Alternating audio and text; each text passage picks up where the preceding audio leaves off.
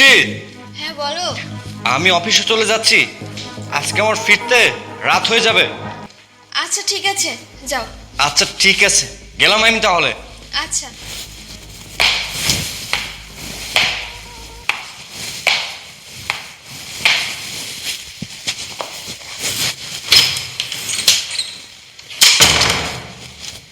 যাক, আপদটা বিদায় হয়েছে তখন। এখন আমি আমার বাবুকে একটা কল করব।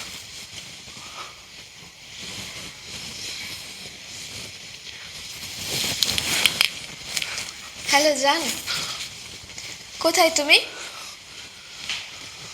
আচ্ছা শোনো না, আমার হাজবেন্ড না অফিসে চলে গেছে, আর ওর আজকে ফিরতেও রাত হবে, বুঝছো? তুমি তাড়াতাড়ি চলে আসো।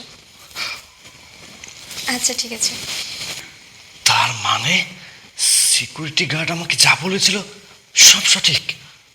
স্যার স্যার স্যার আপনার সাথে একটা কথা ছিল। হ্যাঁ, কি বলবি বল। স্যার কথাটাতে কিভাবে বলবো? আরে কি বলি বল, আমার হাতে সময় নেই, আমার অফিসে জরুরি কাজ আছে, বুঝিস না? স্যার আপনার স্ত্রীর চরিত্র ভালো না। কি? ছোট লোকের বাচ্চা, তোর এত বড় সাহস, তুই আমার স্ত্রীর সম্পর্কে বাজে কথা বলিস? আরে আমার টাকায় বেতন নিচ্ছিস, আমার টাকায় সংসার চালাচ্ছিস, আর আমার স্ত্রী সম্পর্কে বাজে কথা বলতেছিস? স্যার আপনি আমাকে মারেন কাটেন যাই করেন, তারপরেও বলবো ম্যাডামের চরিত্র সমস্যা আছে। স্যার আপনি বিশ্বাস করেন, আপনি প্রতিদিন যখন অফিসে চলে যান তার পরপরই ম্যাডাম একটা ছেলেকে নিয়ে বাসায় আসে, তার সাথে সময় কাটায়। স্যার আমি আপনার নুন খেয়েছি, আপনার যদি ক্ষতি হয় এটা আমি কিভাবে সহ্য করব বলেন স্যার? তুই যে আমার স্ত্রীর সম্পর্কে সব কথা বলতেছিস, কিসের ভিত্তিতে বলতেছিস? কি এমন প্রমাণ আছে তোর কাছে? স্যার আমার কাছে কোনো প্রমাণ নেই, তবে আপনি একদিন অফিসে না যেয়ে আপনার চোখ কান খোলা রাখুন, তাহলে সব কিছু পরিষ্কার হয়ে যাবে। আচ্ছা সবই বুঝলাম, তোর কথা যদি সঠিক হয় তাহলে তোর কপাল ভালো, আর যদি মিথ্যা হয় তাহলে আমি কিন্তু তোকে পুলিশে দিব, কথাটা মনে রাখিস। আচ্ছা ঠিক আছে স্যার। ঠিক আছে, আমি একদিন অফিসে যাব না, আমি ট্রাই করে দেখব তোর কথা সঠিক না বেঠিক। তুই তোর কাজ কর, আমি গেলাম। না না, আমি সব কিছু সহ্য করতে পারি, কিন্তু বেইমানি, প্রতারণা সহ্য করতে পারি না। তাছাড়া পৃথিবীর ভিতরে কোনো স্বামী তার স্ত্রীর ভাগ অন্য কাউকে দিতে পারবে না, আর আমিও কখনো আমার স্ত্রীর ভাগ অন্য কাউকে দিতে পারবো না। ওই যে কথাই নাই, জীবন সঙ্গী যদি ভালো না হয় তাহলে পুরুষের জীবন শেষ। কী ভেবেছো বৃষ্টি, দিনের পর দিন আমার অগোচরে, আমারই পিছে, আমারই বেডরুমে তুমি তোমার নাগর কিনে রঙ্গলীলা রাসলীলা চালায় যাবা? আমি কিচ্ছু জানতে পারবো না, কিচ্ছু ধরতে পারবো না। আফসোস, তোমার এই চিন্তাটা ভুল। আজকে আমি অফিসে যাচ্ছি না, আমি সোফার পিছনে লুকিয়ে থাকবো। আমি দেখব কোন নাগরের সাথে তোমার রঙ্গলীলা দিনের পর দিন চলতেছে।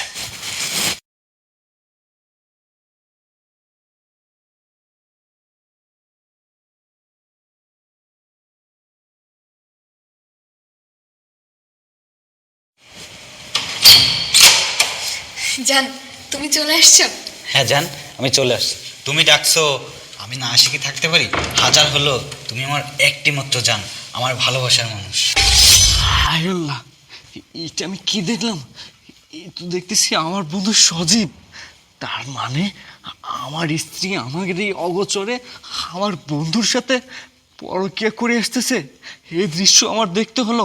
আমার স্ত্রী কতটা নীচ, কতটা জঘন্য, আমার বন্ধুকে আবার জড়িয়েও ধরলো। এই দৃশ্য দেখার আগে যদি আমার মরণ হতো না, সেটাই বোধহয় অনেক ভালো হতো। সব কিছুর একটা শেষ আছে, আজকে এদের সাথে আমার হবে শেষ খেলা। আচ্ছা ঠিক আছে, এখন চলো। আচ্ছা।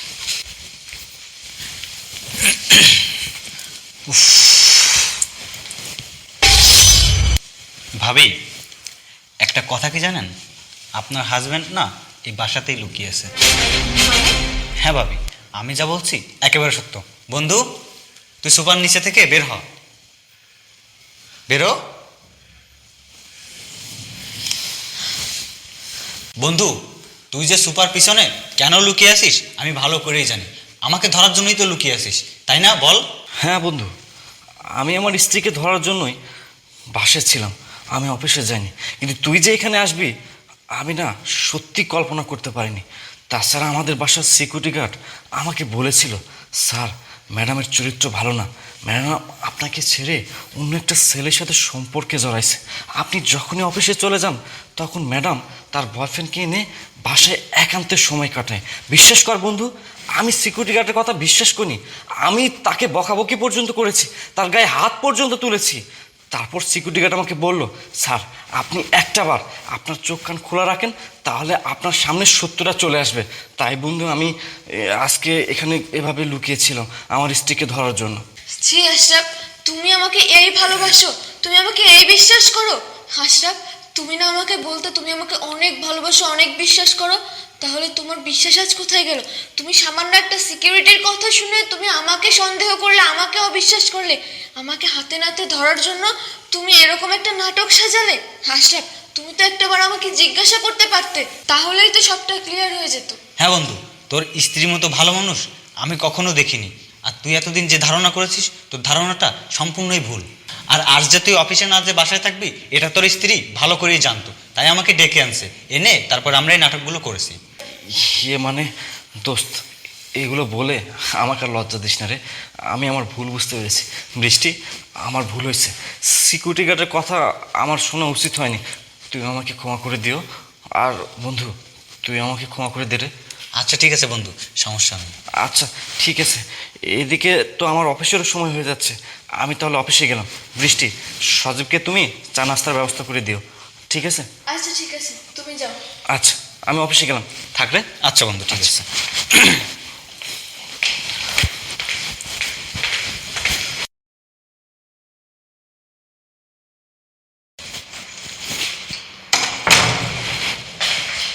এ ধ্যাৎ, আমি তো অফিসের ব্যাগটা ফেলে রেখে আসছি। যাই অফিসের ব্যাগটা নিয়ে আসি। উফ, বড় বাচ্চা বেঁচে গেলাম। এই শালি, তোর স্বামী যে বাসায় আছে এটা আমাকে আগে বলবি না? আমি যদি ফোনটা বের না করতাম তাহলে তো আমি দেখতেই পেতাম না যে ও সুপার পিছনে লুকিয়ে আছে। আরে দূর বাবা, আমি কি জানতাম না কি যে সোফার পিছনে লুকিয়ে থাকবে? আর ওর মাথার ভিতরে যে এগুলো চলতেছে আমি কিভাবে বুঝবো? আমি যদি জানতাম আমি কি তোমাকে আসতে বলতাম? যাক, ভালোই হয়েছে, ভুলভাল বুঝিয়ে অফিসে পাঠিয়ে দিয়েছি, আর আমাদের সব কথা ও বিশ্বাস করেছে। হ্যাঁ, যাই হোক বাদ দাও। তোমাকে যেটা আনতে বলেছিলাম তুমি কি সেটাই এনেছো? এনেছি মানে? অবশ্যই এনেছি, এই দেখো একেবারে। এইটা ওর ভাতের সঙ্গে মিশিয়ে ওকে খাইয়ে দিব, আর একদম পুরো দুনিয়া থেকে চিরতরে বিদায়। বাহ বাহ বাহ। বন্ধু, তুই অফিসে যাসনি? না, আমি অফিসে যাইনি। কি অ্যাক্টিং রে ভাই, কোন লেভেলের অ্যাক্টিং তোদের! তোদের এই অ্যাক্টিংয়ের কাছে আমার মনে হয় আলমগীর, শাবানা, রাজ্জাক সাহেব তারাও ফেল মেরে যাবে। তোরা যদি এই সংসারগুলো না করে তোরা যদি সিনেমায় একটু ট্রাই করতি, আমার মনে হয় অনেক ভালো করতে পারতি।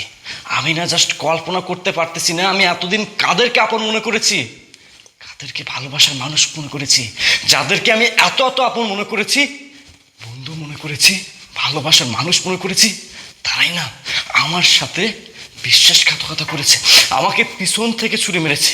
আর সজীব, তুই তো বন্ধু নামের কলঙ্ক, তুই তো একজন মির্জাফর। আরে আমি তোকে কখনো বন্ধু মনে করি নাই, নিজের ভাই মনে করেছি। কলেজ লাইফে নিজে যা খেয়েছি, নিজে যা পড়েছি, তোকে তাই খাওয়াইছি, তোকে তাই পড়াইছি। মনে আছে তুই বাইক অ্যাক্সিডেন্ট করে মৃত্যুর সাথে পাঞ্জা লড়তেছিলি, আমি আমার নিজের রক্ত দিয়ে তোকে বাঁচাইছি। সেই দিনগুলোর কথা ভুলে গেলি?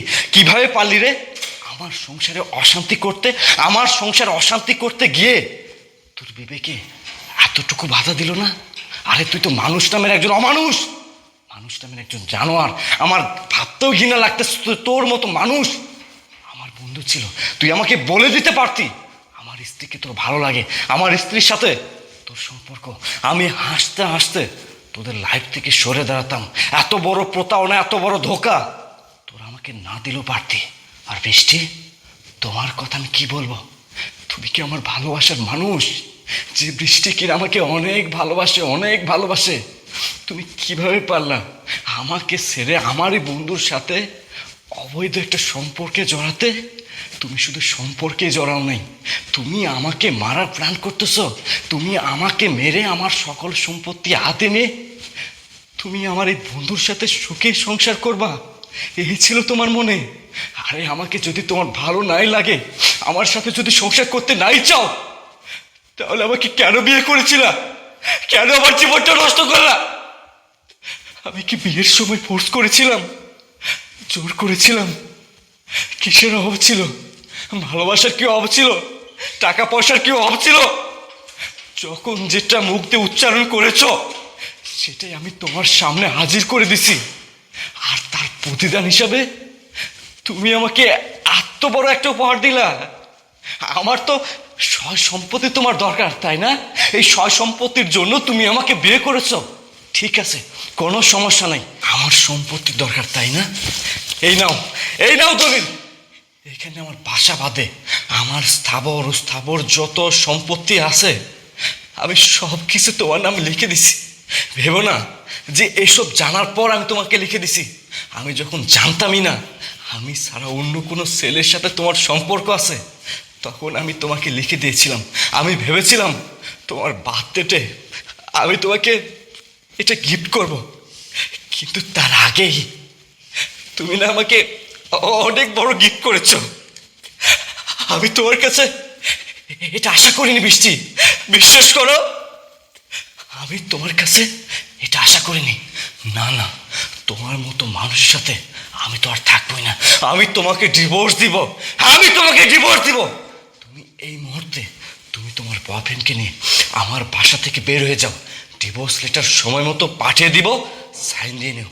যাও, বের হয়ে যাও। আশরাফ, তুমি প্লিজ আমাকে ক্ষমা করে দাও। দেখো, আমি মানছি আমি যেটা করেছি আমি অনেক বড় একটা ভুল করেছি। প্লিজ তুমি শেষবারের মতো আমাকে একটা ক্ষমা করে দাও। চুপ বৃষ্টি, চুপ। তোমার এই পাপি মুখে আর কোনো শব্দ উচ্চারণ করবে না। এই ক্ষমা নামক শব্দটা তোমার জন্য তৈরি হয়নি, এই শব্দটা তোমার মুখে মানাই না। আমি কাকে ক্ষমা করব? তুমি যদি 1000টা ভুল করতা আমি তোমাকে 1000 বার ক্ষমা করে দিতাম, কিন্তু তুমি জেনে শুনে বুঝে আমার সাথে প্রতারণা করছো, আমাকে ধোকা দিছো, আমার বিশ্বাস নিয়ে খেলতেছো। আমি না অবাক হয়ে যাচ্ছি, যে মানুষটাকে আমি এত ভালোবাসলাম, এত কিছু করলাম, সেই মানুষটাই কিনা আমাকে ছেড়ে অন্য ছেলের সাথে সম্পর্কে জড়াইছে। আসলে যে মানুষটাকে এত ভালোবাসার পরও আমি আপন করতে পারলাম না, সে মানুষটা কোনো দিনও আমার আপনজন ছিলই না। বলছি না আমার বাসা থেকে বের হয়ে যেতে। এখানে যদি আর 1 সেকেন্ড দাঁড়িয়ে থাকো তাহলে আমি পা ভেঙে হাতে ধরে দেব। যাও, বের হয়ে যাও, যাও।